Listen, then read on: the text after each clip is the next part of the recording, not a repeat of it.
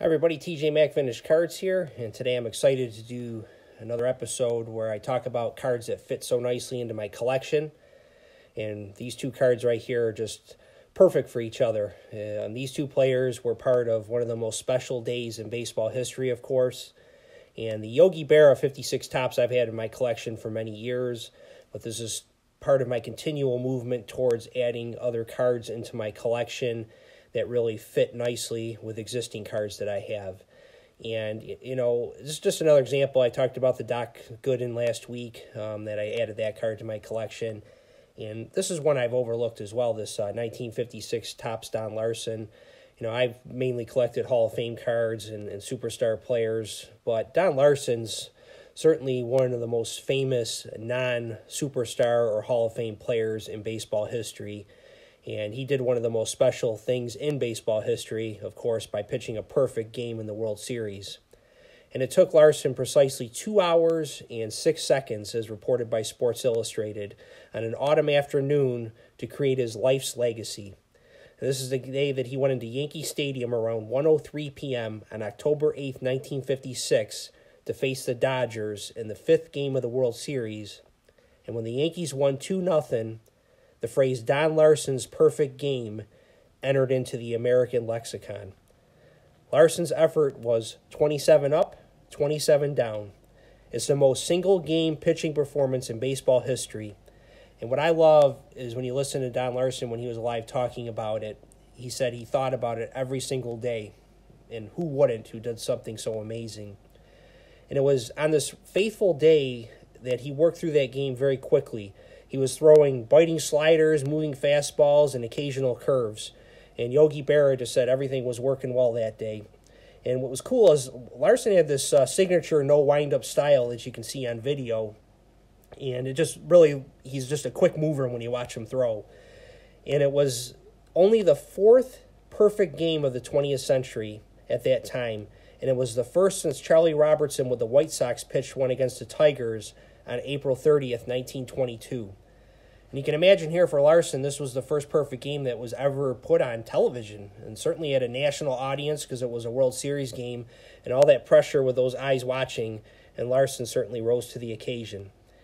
And despite the fact that he had gone 3-21 with the Baltimore Orioles in 1954, the Yankees wanted him included in a trade with the Orioles. And the Yankees had requested this because they just thought that he would be a good contributor to their team. And they were rewarded by him when he went 20-7 over the next 2 years. And he also, I found this funny, earned a reputation as an enthusiastic party goer. He was known to be quite the drinker and really loved that nightlife. But from what I read, he didn't partake in the nightlife before the perfect game in the World Series, thankfully. His teammates called him Gooney Bird because he had a penchant for reading comic books, and he was really an affable type person. And Mickey Mantle said in his book, My Favorite Summer, 1956, he had said that Larsen was the greatest drinker that he had ever known. And anybody who knows Mickey Mantle knows he knew a lot about drinking. So what I find cool about that game, too, and what's really neat about perfect games overall, is that we know that baseball is a team sport, and really to throw a perfect game, you need a lot of things to work right with you in the field. Obviously, the pitcher has to do his job. The catcher has to do theirs as well.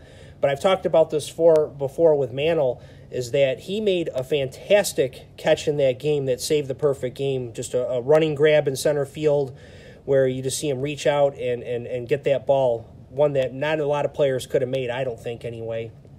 And I'll put a link down to that video below. I showed it before in the past, but I'm going to put it on here again for some of my new subscribers to see if you're interested. And the other thing about Mantle in that game is he hit the home run in the 4th inning. It was a solo shot that scored the first run, which ended up being the winning run, of course, in that game. But the Yankees did add another run to win 2-0. And I was really hoping that I could have got a Sal Magley 56 Topps, but they didn't make a 56 Topps of Sal Magley because he was the opposing pitcher that day, and he allowed 2 runs on 5 hits and pitched a complete game as well. So this is just a really special thing for me right here to have these 3 cards together. I'm going to figure out a way to display this in my card room. I might get a magazine or some things to go along with it. But I just really love having these 3 cards in my collection. It just took me too long, I think, to get this Don Larson card, but like anything, we have large lists of cards that we like to add to our collection, at least I do, and it just took me a little while to getting this one. So real excited to add it, though.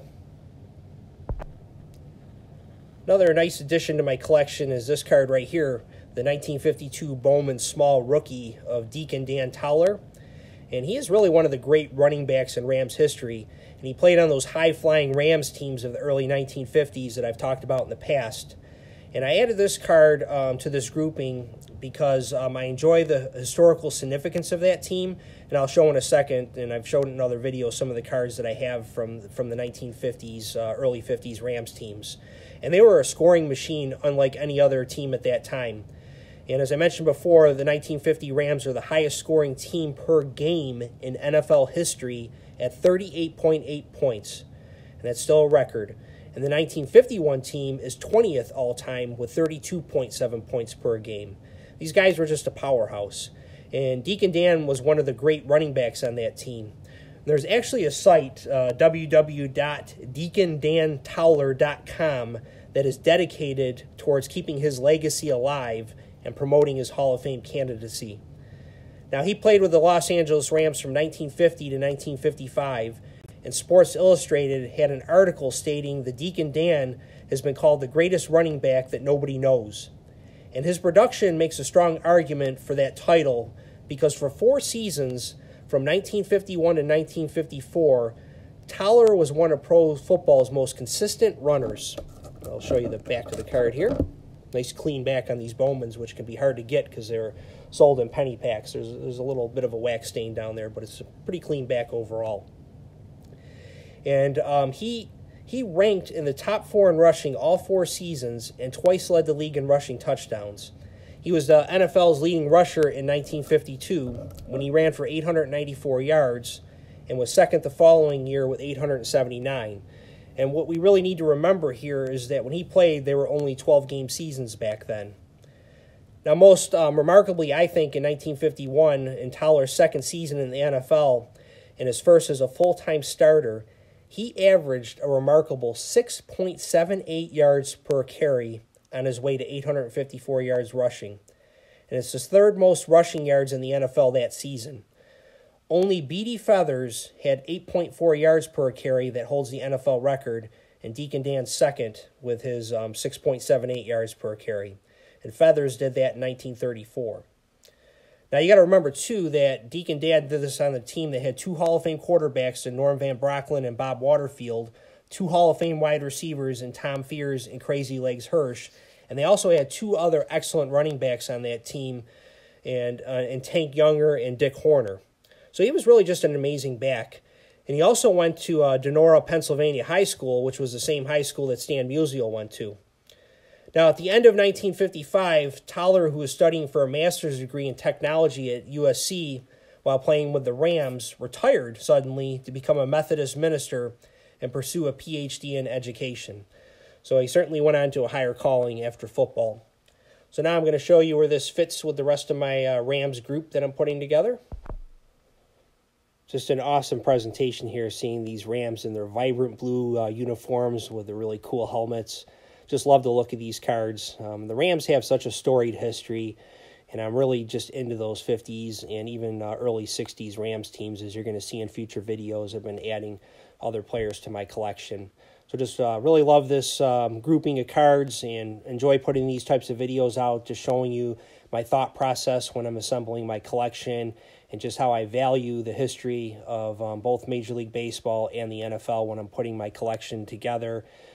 More than just like I said, the Hall of Famers and superstars, I'm really just building this historical type collection, really, that's just reflective of the players of the time in history that they played in and their contributions. So just real excited to do this and show these videos to others in the community. Hopefully you learned a little something today and got to see some great cards, and everybody have a great weekend.